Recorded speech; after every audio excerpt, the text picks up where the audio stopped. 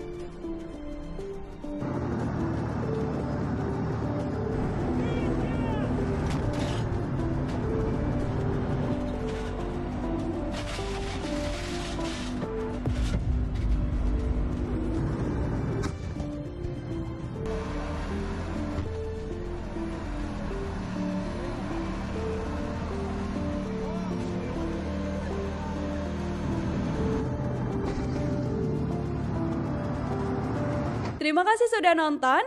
Jangan lupa like, subscribe, dan share ya.